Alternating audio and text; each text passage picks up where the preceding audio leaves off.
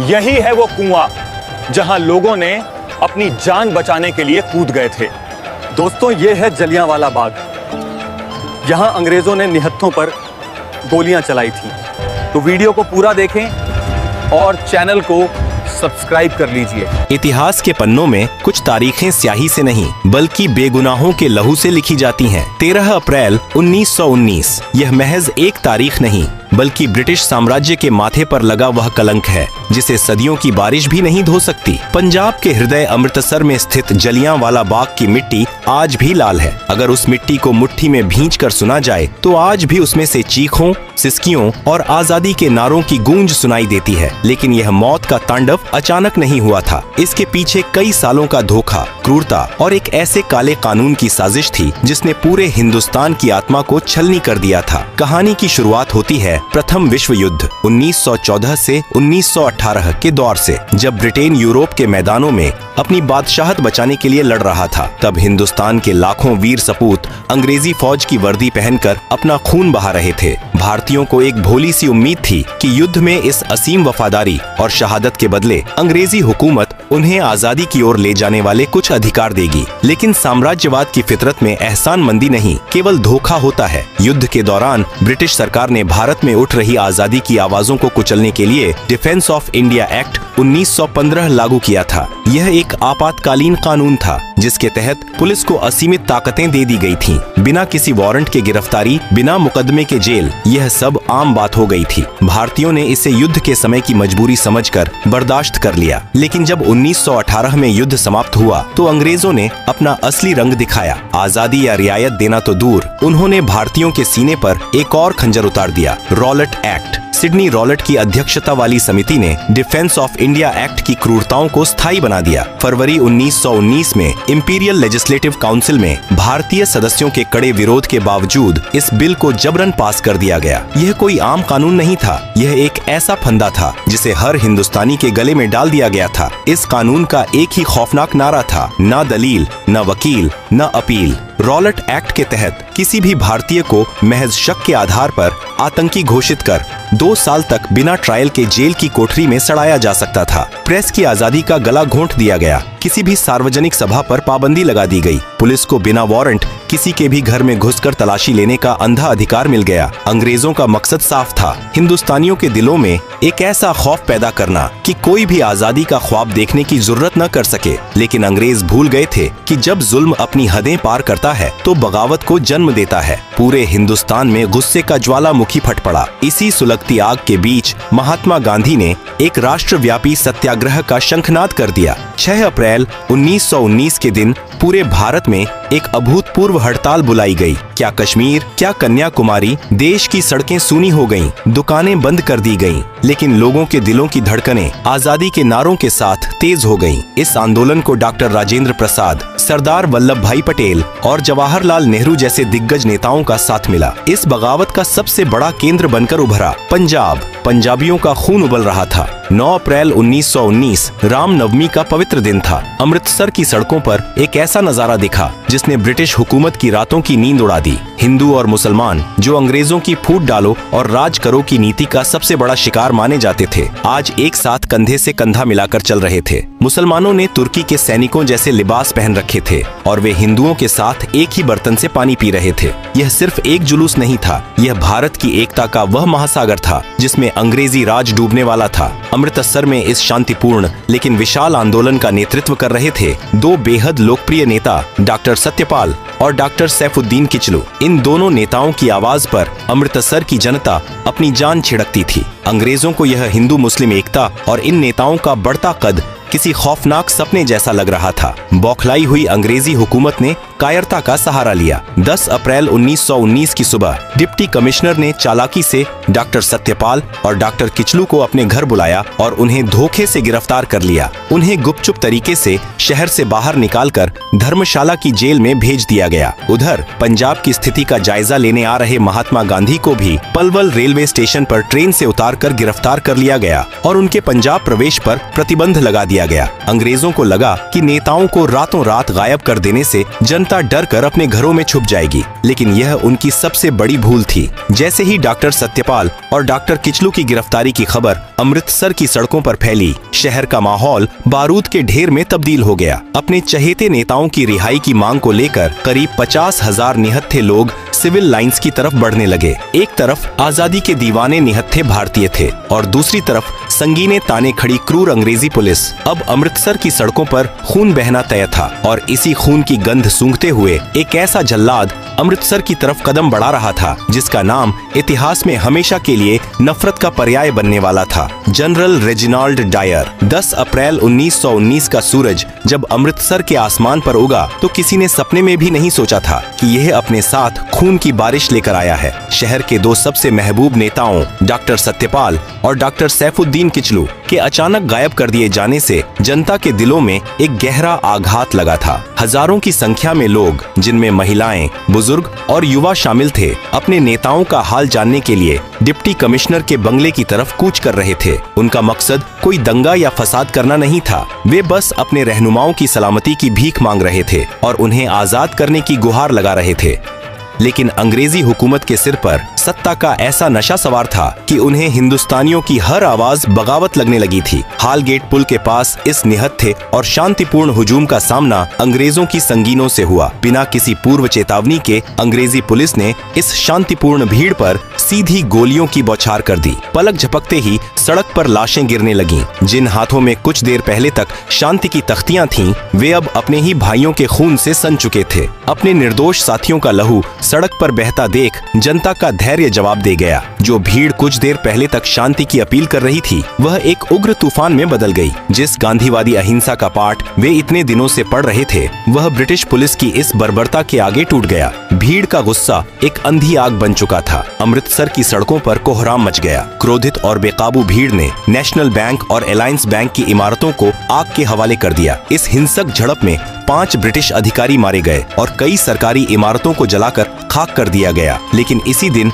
एक ऐसी घटना घटी जिसने अंग्रेजों के भीतर बदले की सबसे भयानक और अमानवीय आग को जन्म दिया। यह थी मार्सेला शेरवुड की घटना। मार्सेला शेरवुड नाम की एक अंग्रेज मिशनरी महिला साइकिल से एक संकरी गली से गुजर रही थी। तभी बेकाबू भीड़ ने उस पर हमला कर दिया और उसे बुरी तरह पीटा। हालांकि कुछ स्थानीय भारतीयों ने ही अपनी जान पर खेलकर उस अंग्रेज महिला को बचाया और उसे सुरक्षित स्थान पर पहुंचाया। लेकिन यह घटना ब्रिटिश हुकूमत के घमंड पर एक बहुत बड़ा प्रहार थी। गोरे अंग्रेजों के लिए यह बात असहनीय थी कि उनके पवित्र रंग पर किसी गुलाम हिंदुस्तानी ने हाथ उठाने की जुर्रत कैसे की। इसी सुलगते हुए माहौल के बीच 11 अप्रैल को जलंधर से एक खूंखार ब्रिटिश सैन्य अधिकारी को अमृतसर का नियंत्रण सौंपने के लिए बुलाया गया। यह था brigadier general Reginald Dyer. Dyer कोई आम फौजी नहीं था। वह साम्राज्यवाद के गुरूर, नस्लभेदी मानसिकता और हिंदुस्तानियों के प्रति बेइंतहा नफरत से भरा हुआ एक क्रूर इंसान था। जब उसने मार्सेला शेरवुड पर हुए हमले के बारे में सुना तो उसकी आंखों में खून उतर आया। डायर ने अमृतसर पहुंचते ही शहर को एक छावनी में तब्दील कर दिया। उसने शहर की बिजली और पानी की आपूर्ति कटवा दी। 12 अप्रैल की शाम तक उसने शहर में मुनादी करवा दी कि 4 से ज्यादा लोग एक जगह पर इकट्ठे नहीं हो सकते। यह एक तरह का अघोषित मार्शल लॉ था। लेकिन डायर की चालाकी देखिए, यह मुनादी शहर के बहुत छोटे हिस्से में की गई थी। ग्रामीण इलाकों से आने वाले किसानों और आम लोगों को इस तानाशाही फरमान की कोई भनक तक नहीं थी। डायर का इरादा सिर्फ शांति बहाल करना नहीं था, वह तो हिंदुस्तानियों को एक ऐसा खौफनाक सबक सिखाना चाहता था जिसकी गूंज आने वाली पीढ़ियों तक सुनाई दे। और फिर आई 13 अप्रैल 1919 की वह मनहूस सुबह। यह पंजाब के सबसे बड़े त्योहार बैसाखी का दिन था। सदियों से बैसाखी का यह पावन दिन खुशियों, नई फसल के कटने की उम्मीदों और भाईचारे का प्रतीक रहा था। दूर दराज के गांवों से किसान अपनी पत्नियों और छोटे छोटे बच्चों की उंगलियां थामे नए नए कपड़े पहनकर अमृतसर के स्वर्ण मंदिर में मत्था टेकने आ रहे थे। पूरे शहर में एक तरफ त्योहार की रौनक और उल्लास था तो दूसरी तरफ अंग्रेजी बंदूकों का खामोश और खूंखार पहरा। स्वर्ण मंदिर के ठीक बगल में एक 6.5 एकड़ का मैदान था, जलियांवाला बाग। यह कोई खूबसूरत बगीचा नहीं था, बल्कि चारों तरफ से ऊंचे ऊंचे मकानों और पक्की दीवारों से घिरा हुआ एक मैदान था। इसके अंदर जाने और बाहर निकलने के लिए बस एक ही बहुत संकरा सा रास्ता था, जो गांव वाले मीलों का सफर तय करके अमृतसर आए थे, वे स्वर्ण मंदिर में दर्शन करने के बाद सुस्ताने के लिए इस जलियांवाला बाग में आकर बैठने लगे। कोई पेड़ की छांव में अपने बच्चों को रोटियां खिला रहा था, कोई कुएं के पास बैठकर अपनी थकान मिटा रहा था, तो कोई मेले के खिलौने खरीद रहा था। उसी दिन शाम के वक्त रॉलेट एक्ट के काले कानून और अपने नेताओं की गिरफ्तारी के विरोध में शहर के कुछ स्थानीय नेताओं ने उसी जलियांवाला बाग में एक शांतिपूर्ण सभा का आयोजन किया था। धीरे धीरे वहाँ लोगों की भीड़ बढ़ने लगी। क्या हिंदू, क्या मुस्लिम, क्या सिख, सभी धर्मों और हर उम्र के लोग उस बाग में मौजूद थे। शाम के करीब 4:30 बज रहे थे और उस मैदान में लगभग 15,000 से 20,000 लोगों का हुजूम जमा हो चुका था। एक लकड़ी के मंच पर खड़े होकर नेता शांति, एकता और देश प्रेम के भाषण दे रहे थे। हवा में आजादी की मीठी मीठी सुगबुगाहट थी। उन निहत्थे और मासूम चेहरों को इस बात का रत्ती भर भी अंदाजा नहीं था कि उनके सिरों के ऊपर आसमान में एक ब्रिटिश हवाई जहाज मंडराते हुए उनकी गिनती कर रहा है और उनकी मौत का फरमान लिख रहा है। वे नहीं जानते थे कि मौत एक खाकी वर्दी पहनकर हथियारों से लैस होकर उसी एक संकरे रास्ते से उनकी तरफ बढ़ रही है। जनरल डायर को जैसे ही इस विशाल सभा की खबर मिली, उसके चेहरे पर एक शैतानी मुस्कान तैर गई। उसे वह मौका मिल गया था जिसकी उसे तलाश थी, एक ऐसा नरसंहार करने का मौका जो ब्रिटिश ताज के आगे सिर उठाने वाले हर हिंदुस्तानी की रूह कंपा दे। उसने अपनी राइफलों को लोड करवाया और अपने 90 गोरखा और बलूच सैनिकों की टुकड़ी के साथ जलियांवाला बाग की तरफ कूच कर दिया। सूरज धीरे धीरे पश्चिम की ओर ढल रहा था। बैसाखी की उस सुनहरी शाम में जलियांवाला बाग का माहौल एक मेले जैसा था। लकड़ी के एक छोटे से मंच पर खड़े होकर एक स्थानीय नेता लोगों को आजादी, सत्य और अहिंसा का महत्व समझा रहा था। हजारों की उस भीड़ में कोई अपने बच्चे को कंधे पर बिठाकर भाषण सुन रहा था, कोई जमीन पर बैठा था, तो कुछ दूर दराज से आए थके हारे किसान पेड़ों की छांव में सुस्ता रहे थे। उस निर्दोष और निहत्थी भीड़ को इस बात का रत्ती भर भी इल्म नहीं था कि बाग के उस एकमात्र संकरे प्रवेश द्वार से मौत ने अपने कदम अंदर रख दिए हैं। शाम के करीब 5:15 बज रहे थे। जनरल रेजिनाल्ड डायर अपनी 90 सैनिकों की एक टुकड़ी, जिसमें गोरखा और बलूच रेजिमेंट के जवान शामिल थे, के साथ वहां पहुंच चुका था। बाग की तरफ जाने वाली गली इतनी तंग थी कि उसकी मशीन गन से लैस 2 बख्तरबंद गाड़ियां अंदर प्रवेश नहीं कर सकीं। डायर ने उन्हें बाहर ही छोड़ दिया और अपने सैनिकों को लेकर अंदर दाखिल हो गया। बाग में प्रवेश करते ही उसने सबसे पहला और सबसे खौफनाक काम यह किया कि उस एकमात्र निकास द्वार को अपने सैनिकों से पूरी तरह ब्लैक करवा दिया। अब वह 6.5 एकड़ का मैदान एक विशाल बूचड़खाने में तब्दील हो चुका था, जिसके अंदर 20,000 बेगुनाह हिंदुस्तानी किसी पिंजरे में कैद परिंदों की तरह फंस चुके थे। डायर के सीने में इंसानियत नाम की कोई चीज नहीं बची थी। उसने भीड़ को तितर बितर होने के लिए ना तो कोई चेतावनी दी, ना हवा में कोई हवाई फायर किया और ना ही किसी मुनादी का सहारा लिया। उसका मकसद उस भीड़ को वहां से भगाना नहीं, बल्कि उन्हें हमेशा के लिए सुलाना था। उसने एक ठंडी और बेरहम निगाह से उस अपार भीड़ को देखा और अपने सैनिकों को पोजीशन लेने का इशारा किया। अगली ही पंक्ति में खड़े 50 राइफलधारी सैनिक अपने घुटनों के बल जमीन पर बैठ गए और उन्होंने अपनी ली एनफील्ड राइफलों की ठंडी नालें उस अनजान भीड़ की तरफ तान दी। डायर के होंठ हिले और उसके मुंह से वह खौफनाक लफ्ज निकला जिसने हिंदुस्तान के इतिहास को लहूलुहान कर दिया। फायर! फायर का आदेश गूंजते ही जलियांवाला बाग गोलियों की गगनभेदी गड़गड़ाहट से दहल उठा। हवा को चीरती हुई शीशे की गर्म गोलियां सीधे हिंदुस्तानियों के सीनों में धंसने लगीं। जो लोग कुछ सेकंड पहले तक शांति से बैठे थे, वे अचानक खून से लथपथ होकर जमीन पर गिरने लगे। कुछ ही पलों में उस बाग में एक ऐसा हाहाकार मच गया जिसकी कल्पना नरक में भी नहीं की जा सकती। लोग अपनी जान बचाने के लिए पागलों की तरह इधर उधर भागने लगे, लेकिन निकास द्वार पर तो खुद मौत बंदूक ताने खड़ी थी। डायर एक पत्थर की मूरत की तरह खड़ा यह खूनी खेल देख रहा था। यह सिर्फ एक अंधाधुंध गोलीबारी नहीं थी, बल्कि एक सोची समझी दरिंदगी थी। डायर जानबूझकर अपने सैनिकों को निर्देश दे रहा था कि गोलियां उस तरफ चलाई जाएं जहां भीड़ सबसे ज्यादा घनी है। जो लोग अपनी जान बचाने के लिए बाग की 10 फीट ऊंची पक्की दीवारों पर चढ़ने की कोशिश कर रहे थे, डायर के सैनिक उन्हें चुन चुनकर अपना निशाना बना रहे थे। दीवार फांदने की कोशिश करते युवा गोलियों का शिकार होकर धड़ाम से जमीन पर गिर रहे थे। किसी के सिर के चीथड़े उड़ गए, किसी की आंतें बाहर आ गईं, तो किसी का मासूम बच्चा उसकी गोद में ही छलनी हो गया। बैसाखी के उजले कपड़े अब गहरे लाल रंग में रंग चुके थे। जब बंदूकों की बौछार से बचने का कोई रास्ता नहीं दिखा, तो बाग में मौजूद सैकड़ों लोगों ने बीचों बीच बने उस इकलौते कुएं की तरफ दौड़ लगा दी। लोगों को लगा कि शायद इस कुएं के अंदर छुपकर वे गोलियों की इस अंधी बारिश से बच जाएंगे। जान बचाने की उस खौफनाक जद्दोजहद में पुरुष, महिलाएं और बच्चे सब एक के ऊपर एक उस गहरे कुएं में छलांग लगाने लगे, लेकिन वह कुआं भी मौत का कुआं बन गया। देखते ही देखते वह कुआं इंसानी लाशों और तड़पते जिंदों से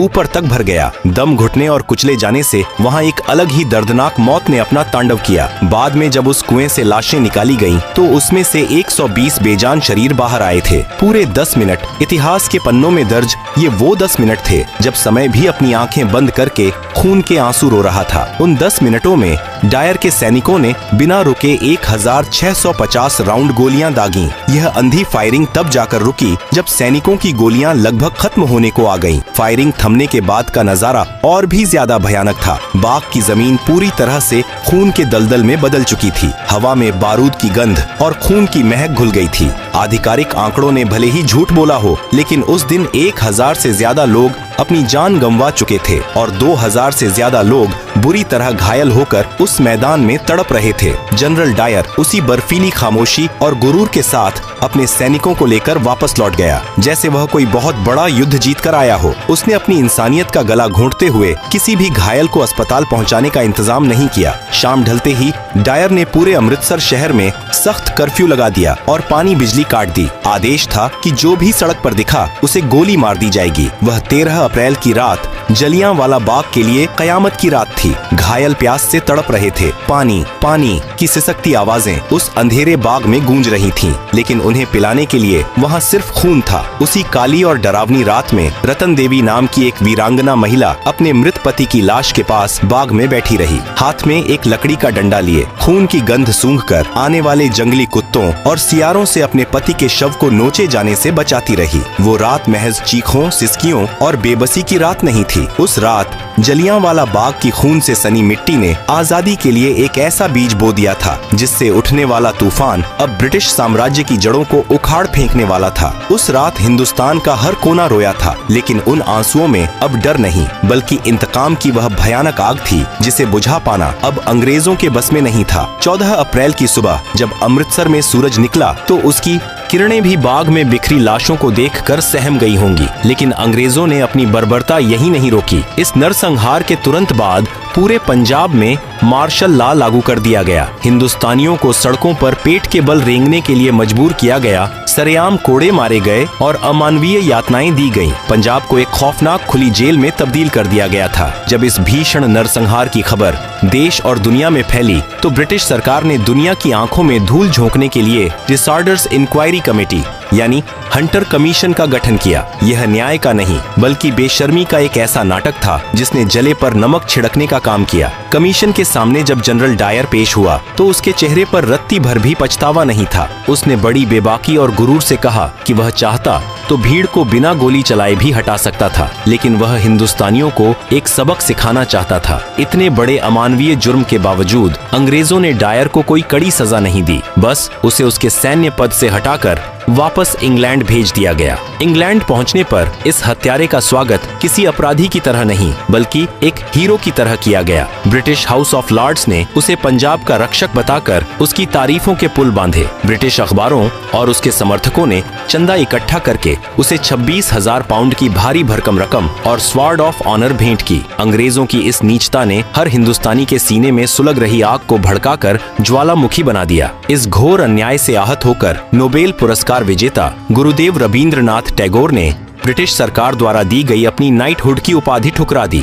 उन्होंने वायसराय को लिखे एक कड़े पत्र में कहा कि अब समय आ गया है जब सम्मान के ये तमगे हमारे अपमान के संदर्भ में हमारी शर्म को और बढ़ा देते हैं। उधर महात्मा गांधी ने भी अंग्रेजों से मिले कैसर ए हिंद पदक को वापस लौटा दिया। अब आजादी की लड़ाई केवल अधिकारों की मांग नहीं रह गई थी, यह अब आर पार की जंग बन चुकी थी। जलियांवाला बाग की इस खून से सनी मिट्टी ने भारत को ऐसे 2 वीर सपूत दिए जिनकी गूंज से ब्रिटिश साम्राज्य की जड़ें हमेशा के लिए हिलने वाली थीं। जब इस नरसंहार की खबर लाहौर के पास स्थित एक स्कूल में पहुंची तो वहां पढ़ने वाला एक 12 साल का लड़का स्कूल छोड़कर सीधा अमृतसर की तरफ भाग खड़ा हुआ। वह बच्चा कोई और नहीं बल्कि भविष्य के शहीद-ए-आज़म भगत सिंह थे। उस छोटे से बच्चे ने जलियांवाला बाग पहुंचकर वहां की लाल मिट्टी को अपने मासूम हाथों में उठाया, उसे एक कांच की शीशी में भरा और कसम खाई कि वह अपने देश को इन जालिमों के चंगुल से आजाद कराकर ही दम लेगा। वह शीशी भगत सिंह के लिए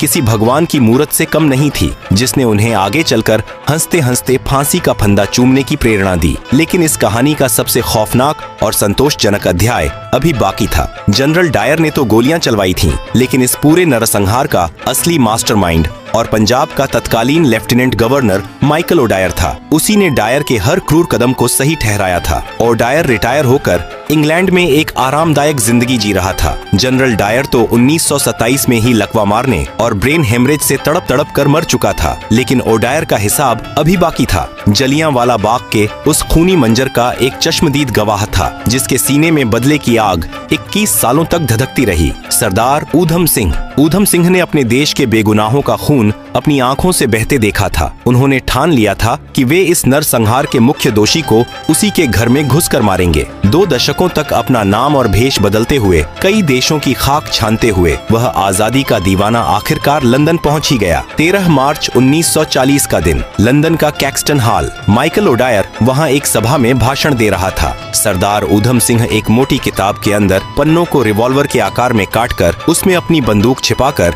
उस हॉल में दाखिल हो चुके थे। जैसे ही सभा खत्म हुई और ओडायर अपनी कुर्सी से उठा, ऊधम सिंह ने अपनी रिवॉल्वर निकाली और सीधा उस शैतान की तरफ तान दी। धाएं धाएं। लंदन के उस हॉल में गूंजी उन गोलियों की आवाज असल में 13 अप्रैल 1919 को जलियांवाला बाग में चीखने वाले उन हजारों बेगुनाहों की आवाज थी। ओडायर वहीं जमीन पर ढेर हो गया। 21 साल लंबा इंतजार खत्म हुआ। ऊधम सिंह वहां से भागे नहीं, बल्कि सीना तान कर खड़े रहे और गर्व से अपनी गिरफ्तारी दी। उन्होंने पूरी दुनिया को यह खौफनाक पैगाम दे दिया कि हिंदुस्तानी अपने बेगुनाहों का बहा एक एक कतरा खून कभी नहीं भूलते। उन्हें 31 जुलाई 1940 को लंदन के पेंटनविले जेल में फांसी दे दी गई और वे अमर हो गए। जलियांवाला बाग का वह 6.5 एकड़ का मैदान आज भी एक मूक गवाह बनकर खड़ा है। वहाँ की दीवारों पर बने गोलियों के वो सुराख आज भी चीख चीख कर उस दिन की दरिंदगी की गवाही देते हैं। यह शहादत व्यर्थ नहीं गई। इसी खून ने पूरे देश को एक सूत्र में पिरोया और 1947 में